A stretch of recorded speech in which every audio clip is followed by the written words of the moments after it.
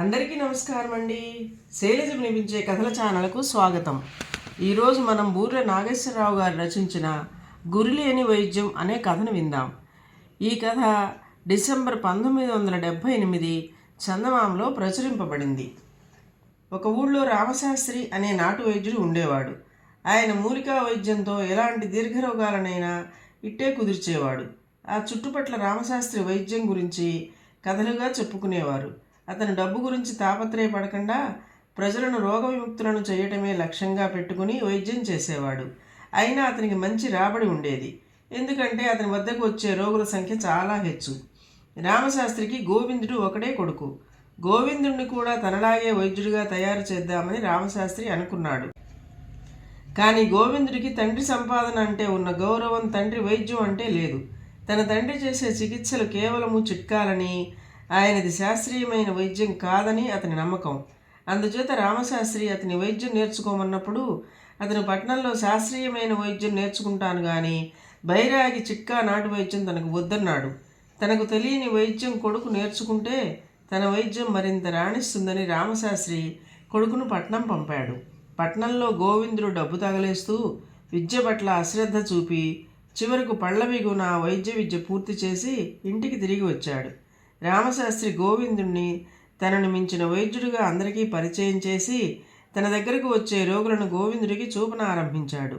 అయితే గోవిందుడికి రోగ నిర్ధారణలో ఏమాత్రమూ నైపుణ్యం లేదని, తీవ్ర రోగాలతో బాధపడుతున్న వారికి గోవిందుడి చేత చికిత్స చేయించడం అపాయకరమని రామశాస్త్రికి త్వరలోనే తెలిసి వచ్చింది.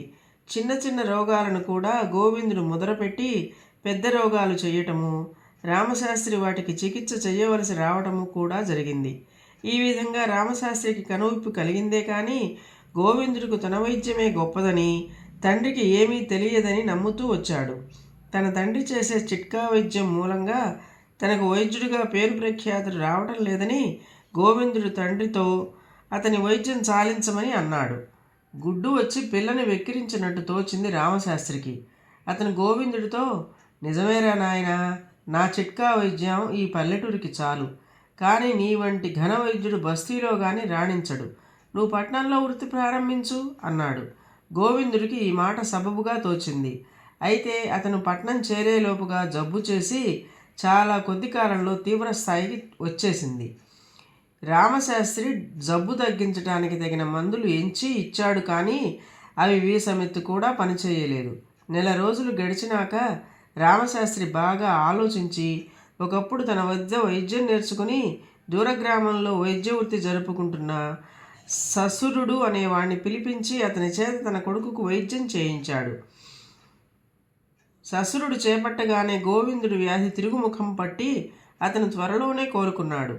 రామశాస్త్రి లాంటి హస్తవాసి గల వైద్యుడికి నెల రోజులైనా లొంగని జబ్బు, ఊరు పేరు లేని ససురుడి మందులకు ఇట్టే లొంగిందంటే గ్రామస్తులకు చాలా వింతగా తోచింది. అందరూ ససురుడిని రామశాస్త్రి ముఖానే పొగిడారు.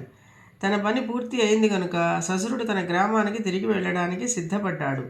కానీ రామశాస్త్రి అతన్ని వారించి, ఇక మీద నువ్వు ఈ ఊళ్ళోనే ఉండి వైద్యం చెయ్యి, నీకు బాగా గిట్టుబాటు అవుతుంది అన్నాడు.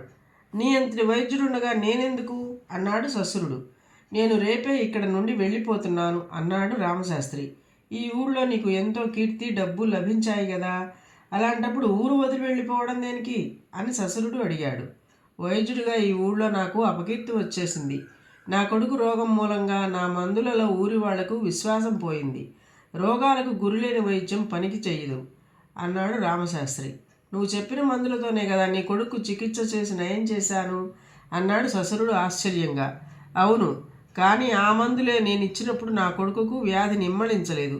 అందుకు కారణం నా కొడుకు నా వైద్యంలో నమ్మకం లేకపోయింది. అందుకే నిన్ను పిలిపించి నీ ద్వారా వైద్యం చేయించాను. దాని ఫలితంగా ఊళ్ళో అందరికీ నా మీద గురిపోయింది. నువ్వు 4 పిల్లలు గలవాడివి. ఈ ఊరి వాళ్ళు సంపన్నులు. ఇక్కడ చేరితే నీకు దారిద్ర్య బాధ ఉండదు. నేను నాకు కావాల్సింది ఎక్కడైనా సంపాదించుకోగలను అని రామశాస్త్రి తన భార్యతో సహా మరో గ్రామానికి వెళ్ళాడు. ససురుడు ఆ ఊళ్ళో వైద్య వృత్తి సాగించి ముందే మంచి పేరు వచ్చి ఉండటాన బాగా డబ్బు సంపాదించాడు.